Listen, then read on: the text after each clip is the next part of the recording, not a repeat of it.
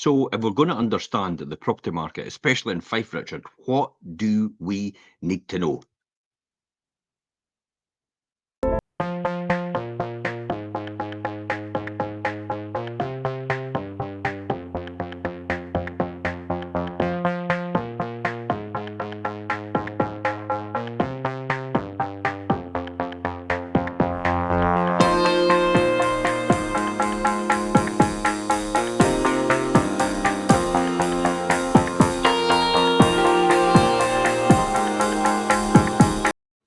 I take it we've got a delay.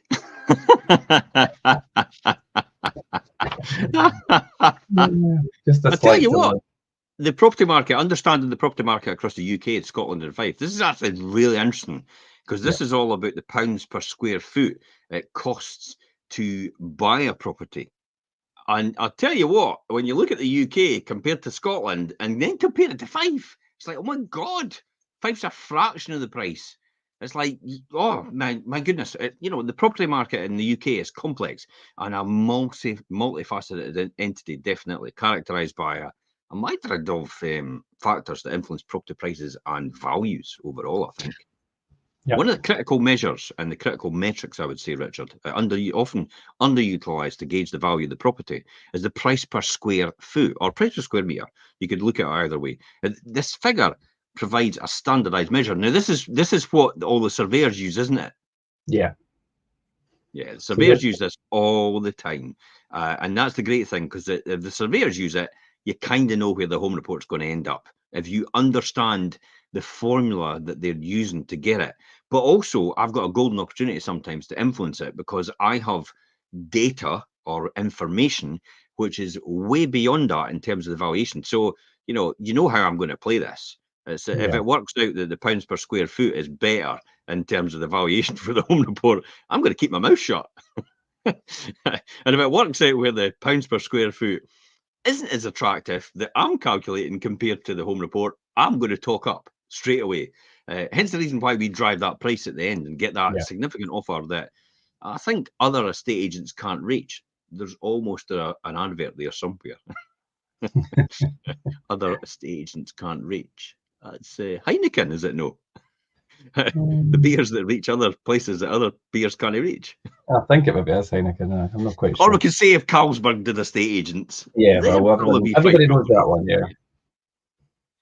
So often underutilised is this gauge, I would say, and this is what we're going to talk about. We're going to delve into the statistics about the pounds per square foot and the figures for the whole of the UK, but also for Scotland and also for Fife.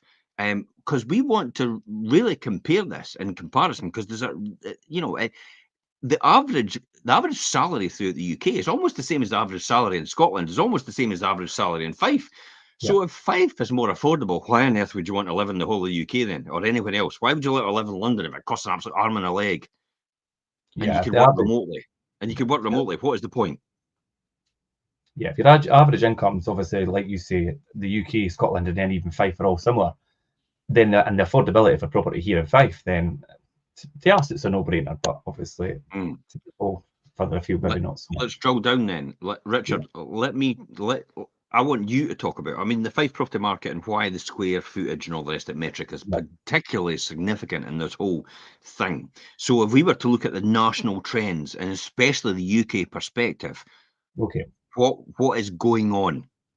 Okay, so the UK perspective, across the UK, property prices have seen a significant fluctuations over the past 3 decades. Okay, now that's obviously even before my time in industry. So the pounds per square foot figure is really a valuable alternative indicator of those house price changes instead of just the normal headline prices and comparables.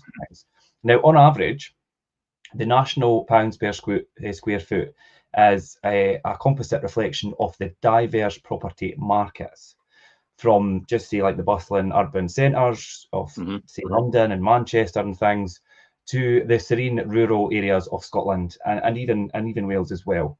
And that takes into account other aspects of the house values. Okay. So we're looking so obviously across all those different things. So the average pound per square foot on the UK homes sold in Q2 of this year, 2024, was £343 per square foot. Now that's Okay. it. That's for the UK. So how And does that compare to the first quarter? So that's up from £328 per square foot in Q1 of 2023. If we look back last year, which is a rise of 4.61%. So better than inflation at this point in time, because inflation's sitting at something like 2.3 or something like that. So this figure probably encapsulates the varying dynamics of the UK housing market, which is probably influenced by economic conditions, government policies, and also demographic shifts. Put my teeth back in, demographic shifts. The highest pound per square foot can be found in. There's no surprise here when I say this, because this is one of my favourite streets on the Monopoly board. Is W1, which is Mayfair, Marylebone, and Soho, up to the heady heights, I would say. The heady heights, let's look at this, can be found as £1,187 per square foot. That is literally about 3 times more. That is a crazy figure overall, definitely, I would say. An absolutely crazy figure, I would say. So that's where we are right now in terms of economic conditions. Conversely, in rural, for example, if we look at the rural conditions, and rural exhibit the lower figures. The lowest being in Sheldon in the county of Durham. So DL4 is the postcode area there, and that's only £77 per square foot. That's a fraction of the price. Let's everybody buy there. The investor landlords quickly go, whoa, let's buy in Durham. £77 per square foot. It's definitely got, but then again, as I said, if you're thinking about investing in these areas, you've got to look at things like your economic conditions. You've got to look at stuff like the economic conditions, the government policies, and the demographic shifts. You might find there's nobody lives in Durham, really. Overall, and that might make a fundamental difference. Okay, so that's due to Durham is due to the local economy, geography, housing stock, and the differing lifestyle preferences. Let's look at what happens when we look at drill down, Richard, and we look at the Scottish area. So closer to home, our region of Scotland. You know, what's the average pound per square foot and stuff like that? The average pound per square foot on Scotland homes sold in, as we said, Q2, and I've lost my screen, by the way, I don't know what happened. In Q2 of 2024 was £213 per square foot. So that's Q2 of this year. And that's up from £199 per square foot in Q1 of 2023.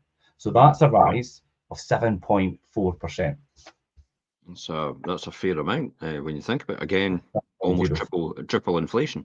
So you know, if you're an investor, you'll be shouting happy days at this point in time. Will be, yeah. I mean, our region's actually experienced steady growth in property prices, but it's slightly better than the national trend. There's no doubt about that. Scotland has actually seen significant investment in infrastructure and development projects. Now, if you're listening to the election blub, you'll be thinking, maybe that's a lot of rubbish, but it's a fact. Scotland has indeed seen significant investment in infrastructure and development projects, both on its property market and prospects. Also, the region's strong transport links, including major motorways and rail connections, enhance its appeal overall. Now, before we look at the Fife numbers, Richard, let us compare the regions for Q2 of 2024 and their growth in pounds per square foot levels compared to Q1 of 2023. So I'll let you run through them, Jim, and I'm going to stop my screen. Absolutely. The northeast, for example, is £188 per square foot. That is actually up 6.82% year on year. Scotland, £213 per square foot, and that's up 7% year on year. Wales, £244 per square foot, and that's a growth of 5.17%. And then we have Yorkshire and Humber, £247 per square foot, and that's a growth of 5.56%. Northwest, £253 per square foot is a growth of 6.3%. East Midlands, £269 per square foot, a growth of 2.67%, but still better than inflation. West Midlands, £286 per square foot for a property, a growth of 4% year on year. South West of England, £357 per square foot. That's only 1.13%. There's no surprise because the lower half of England is actually suffering from slight price declines and realignments. So there's no surprise that's happened. So there's no surprise when I say southeast of England as well, £447 per square foot, but that's only 1.3% improvement. And outer London, £549 per square foot is 1.48% growth. And inner London, £779 per square foot is a growth of 3.04%. So as you hear there, the least expensive region and the higher of the growth of house prices per square foot. So the local insight, Richard, could you bring us into the local insight for Fife, or do you want me to cover that? No, I'll do that. That's fine. I was just, you could see that. You could see clearly from those figures. Obviously, we've got them written in front of us. But if you look at Scotland and the north of England in terms of the growth, I mean, obviously Scotland's up there at 7.04, which far exceeds anything else. I mean, the northeast England, 6.82. I still maintain the Scottish market is a very resilient property market, and it always has been. It's never suffered from the swings and volatile swings and roundabouts that the English market has suffered from. So I think Scotland is always a good, stable investment. If you were to have asked me, where would you invest in the United Kingdom at this point in time, I would have to be driving down into Scotland. However, speaking to somebody this morning about Northern Ireland, and they were going, "Oh, Northern Ireland's seen a lot of huge investment because the borders are more open with Europe, which is Ireland itself." So if the borders are more open, all these companies are putting huge millions and millions of pounds investment into the Northern Ireland area in order to build their infrastructure, in order to get access into the European markets with little problems. That's really interesting, and it just demonstrates again how important and how much of an influence the economy has on the housing market. On Europe as well. On Europe. Bloody so Brexit. Local insight, and let's look at the Fife perspective and zoom really in further and let's examine the pounds per square foot figure for Fife. Now that's looking at KY1 to KY12 and then KY14 to 16. Now, I think to be honest, I think KY13 is Fife as well. I know they say it's Fife and Kinross, but it's KY, it's Fife. It's sitting in Fife. I would consider parts of it to be Fife as well. So I would say the whole of KY1 to KY16, including probably Fife as well as DD6 over at Wormit and Newport and Tate. Property there that we let and manage as well. So what is the average price per square foot for a Fife home? So Fife homes sold in Q2 of this year, 2024, the average pounds per square foot is £201 per square foot. God, is that it?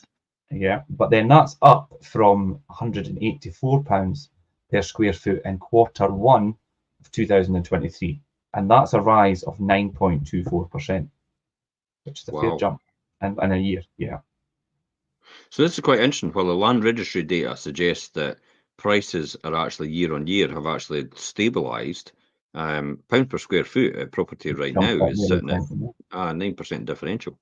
It's interesting how that changes and how that's influenced, because that's real-time information we're getting. So this figure reflects the area's unique blend of factors influencing property prices. So the presence of reputable schools, vibrant community plays a significant, and it really does enhance the attractiveness of homeowners and landlords alike in the Fife area. I mean, there's a lot of diverse areas in Fife, I think, that contribute to its appeal from as I say, a landlord and a homeowner's perspective as well. The area also offers a balance between urban amenities and the suburban lifestyle, and that really appeals to families and individuals seeking maybe a quieter, yet still well-connected environment, because we've got great transport links into the city and things here, and we've still got that. You've still got that rural feel, but you're not completely cut off at the beaten track. So I think that's where the appeal in Fife really comes into its own. Definitely. I've always thought that Fife's a natural microcosm of the whole of the UK, where you've Yeah. got St Andrews, which is the London of Fife, and then you've got obviously the other end. I'm not obviously going to pick out and choose the other end of the market, but there is less expensive areas. I wouldn't say I didn't like the word. I don't like the word cheaper because it implies it's run down or there's It's something not always wrong. not. It's not And always it's the case. not the No. case. It's just the fact that economic factors, as you said, it's things like employment base, it's employers in the area, it's the amount of investment going into that area. It makes a fundamental difference to the overall prices of property in that area and attractiveness. Because if you've got employers in that area which are paying a lot more money, therefore people will pay a lot more money for their houses and they'll pay a lot more money for services, goods and services round about them. It'll attract inward investment from businesses as a result of that. And lo and behold, that's how an economy grows. Yeah. And so there's no doubt about that. Yeah, leisure shops, entertainments, appeals, all to prospective buyers. People are looking for lifestyle choices now. They're a lot more focused on lifestyle than what we did after the credit crunch, which was literally just survival. Mhm. Most people would like, can I And keep my job, and can I manage to maintain my lifestyle as it stands to now because of my current commitments that I've taken as a result of a rising market that we had before then, and I was maybe taking equity out of my property to do that, and now I'm required to try and bring that back down potentially. mhm. So I Yeah. think that's where we are with the market right now in the Fife and across Scotland and across the UK as well at the same time. So what So about I'm gonna, yeah. What are you gonna say, just Richard? people, what is some people might ask, what is the actual importance of the pounds per square foot? I'm glad you asked that question. So the pounds per square foot figure is not just a static, just a statistic. It's Mhm. a crucial indicator of the property market's health and trends. Yeah. In a previous analysis, for example, it was highlighted that the metric offers immediate reflection of the market compared to the traditional indices, such as I said before, the land registry and the Yeah. nationwide house price and Halifax house price index as well. I mean, these traditional indices lag 6 to 9 months behind due to the time it takes to complete the sales and register the transactions on the actual registry. Let me show you, for example, where we are right now in comparison to the UK and Scotland in graph form. Okay. This will show you a stark difference. Look at that. That blue there is the actual UK market average price per square foot. Okay. The orange is the Scottish market, and Fife is the green one. Look at the comparison. Look at the price of the UK compared to the rest of them and what Mhm. we are in terms of Scotland and in terms of Fife. It's very, very attractive for somebody to look at relocating to Fife or investing in Fife or continuing to stay in Fife because of the attractiveness of the price per square foot for a property, And when especially if you're you're making. Yeah, and you're saying earlier, Jim, as well. So the average salary for the UK, Scotland, and Fife are all relatively the same. I They're mean, almost is it about the same. 33,000 or something at the moment? Or 33 to 35,000 is the yeah. average salary, and so it's almost the same as every other area. So why on earth would you then choose to live somewhere else apart from Fife? Or is it maybe the fact that you don't know Fife that well and what's on your doorstep? Hmm. It's the old thing about, you take it for granted just because it's there and you never see it. It's a classic example about when I was younger, I used to say to myself, wouldn't it be great to live next door to Disneyland? Because you'd be able to go there all the time. It'd be fantastic. And when I asked people what stayed next door to Disneyland, they went, well, it's just I never Disneyland, isn't it? go. I It's never like, go. we never really go because it's like they take it for granted. And everybody else around the world spends a whole fortune to come and visit I Disneyland. suppose you could rent your house out. And that's what they do. That's why you've got Yeah. places in Kissimmee which are solely Yeah. built for the purpose of holiday rentals. You're not allowed to buy them to stay in full time. You're Hmm. only allowed to buy them as holiday rentals to rent to serviced accommodation in the Kissimmee area of Florida. Because we looked into it before we bought I've in Spain. stayed in one before, a Yeah, long time but then ago. my trade-off for that was, it's all very well saying you've got a swimming pool and you've got all the rest of it, and you've got all this beautiful access into America and into Disneyland, but it's 8 hours on a plane, Hmm. and it's like 8 hours back. And then you've got the access to get in as well. But then also, you know, Spain is just literally 3 hours on a flight. That's it. And you've got, it's just as idyllic. And I would argue fundamentally better than being in America. Definitely. Love Spain, love Yeah. Portugal, love the Algarve, perfect weather. And it's almost like, some of the places are almost like the East Nuke, but better weather, I would say. Especially where I am, it's like Right, Fife. Victor, we can't see your comments, Victor, but just because we're going through that much stats. But thanks for joining us and keep them up. Keep them up. Yeah, so let's then drill into these stats then. The Yes. pounds per square foot real-time tracking of property values, as I said before, and it's invaluable data and market trends. For instance, pounds per square foot figures indicate an increase. It can be inferred that property prices are on an upward trend, Mhm. even if local indices have not reflected this change yet. So if you don't see that, so if you, land registry doesn't reflect that change or anything like that, but these indices are starting to reflect that trend. And these are current real-time information, which is not registered yet. So are we in for, when you look at that and think about that and think about the uptick in the market, when you're Yep. drilling down on that there, when you look at that going from 188 to 201 to 193 in that over the years in our market and also in Scotland, and then you look at the English market, you kind of think to yourself, the UK market, you kind of think to yourself, Scotland is still a really viable investment, and especially, as I said before, the Fife area. So this real-time data is invaluable for buyers, sellers, investors, enabling them to make informed decisions based on the current market conditions rather than the out-of-date information that you get retrospectively. Yeah. Typical Yeah, example it's is important to inflation as well. remember the land registry obviously is very accurate. It's just obviously, like you say, you could be 6, possibly 8 months down the line from Well, where you are, so it's not real time. the land registry registers what's happened. Yes, not what's The price happening. per square foot that we're getting right now is registering what's happening right now. Yeah. Land registry is historic, Yeah. where this is real time. Therefore, if you, by following the trend of pounds per square foot in the figures, we can see that house prices are up to house price trends 6 to 9 months ahead of official figures.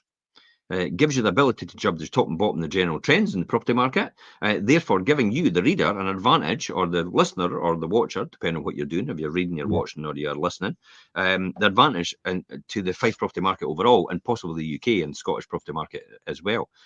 So this is a real good insight. This is why people are wondering why I keep continuing to buy. Yeah. Now the penny will drop with Victor, and he'll be going, wait a minute. Maybe I should re-watch that, re-listen to that again. It's like, this is why I continue to buy portfolios right now, because it's a good short-term investment, but medium-term investment. It's the first time I've used buy-to-let as a short-term investment, but really medium to long-term investment overall. Yeah. But it's a real good one to look in value right now, because I definitely think we're still a bit undervalued in certain areas of Fife, and they will begin to catch up. I'll tell you a classic example.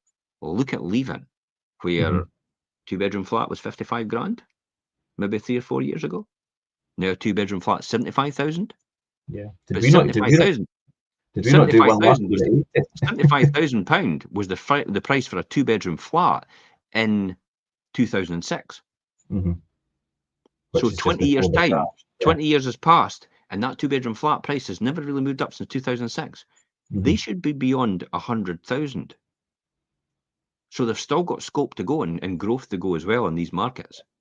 And I think if interest rates are historically high and prices keep going up over a period of time, that flats and apartments will become extremely attractive and attract a bigger audience overall. And it's all about supply and demand. No And as one is areas, building flats yeah. and apartments, are they? They're building No. houses. They're not even building bungalows, really. So they're building houses. They're very rarely building flats and apartments in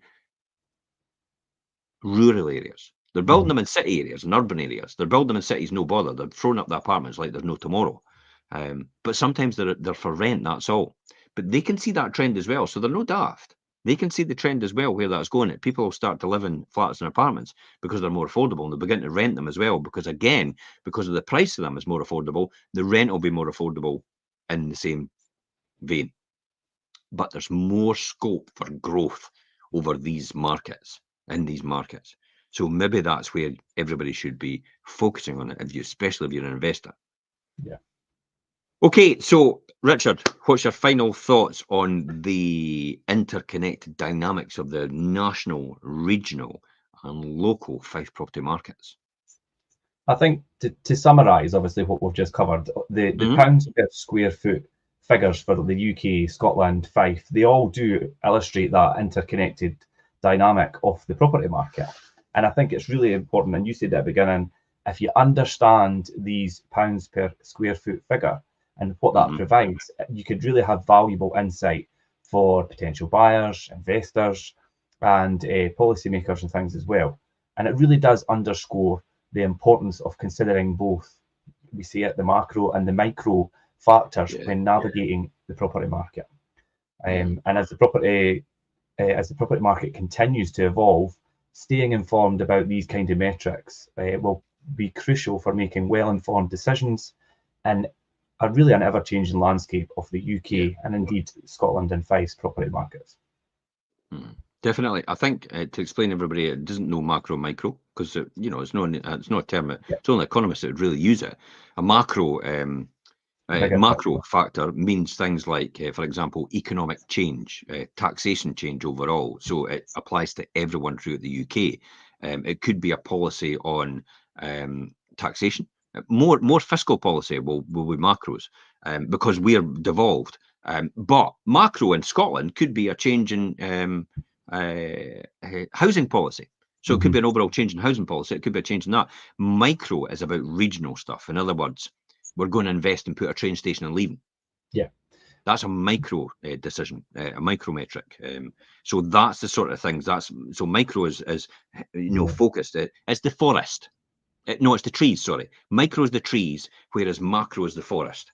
So you can't see the forest for the trees. Often people work in the micro, where they should really be looking at the macro influence overall. What's happening right round about them. A typical example of macro influence would be an election coming.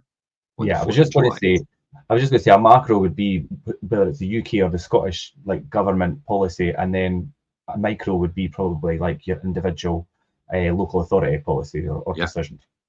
And I'd imagine if Labour get into power, the stock market's going to drop. So buy. I'll be stuffing money into my pension if it drops because it'll always go back up once everybody realises it's just what happens. So definitely I'll be doing that. Overall, I'd be definitely thinking about that. Now, remember, this is not financial advice, by the way. No, this is just my personal opinion about what I do and how I do it. I'll wait for some economic circumstance to happen in order to influence the stock market. The FTSE 100 primarily, because that's where my pension is. And then when it drops significantly, maybe about 10%, I'll then jump in and I'll buy and I'll get the uplift in the taxation. I'll get added back to it, the minimum amount of taxation, the basic level, but I'll also get the deduction from the higher level against my tax return. And I'll get that instant jump of a 10% when it recovers again as well. So there's a huge amount of investment and money to make to add value to your wealth, especially if you're nearing retirement like me. Although I'm never retired, to be honest. I'm going to probably put it in a SAS, Richard, and then what I'll do is I'll make sure it just passes on to the children because they'll be in the SAS as well, and I'll take complete advantage of having that completely out of my inheritance tax calculation for that reason. But as you said before, it is good because if it was all to go wrong, you've at least got something to fall back on. Yeah, definitely. That'll ever go wrong. No, that's going to. I know. But... Oh, it goes wrong. We just start again. Well, I love the journey. That's what it's all about. It's just everything else is just glitz and glamour. Glitz and glamour. That's it. Okay, thanks for coming on, Richard. Really appreciate your insight into the UK property market and the trends going on in Scotland and UK and Fife itself and everybody else. Thanks for tuning in, Victor and S&B Technology, whoever that is, and other people as well tuning in. I can't see your names on here, but if you've got a question later on or you want to ask a question if you listen to the podcast, please feel free to reach out to us direct. And until next time, guys, have a fantastic rest of the day. And it's bye-bye for now. See you later.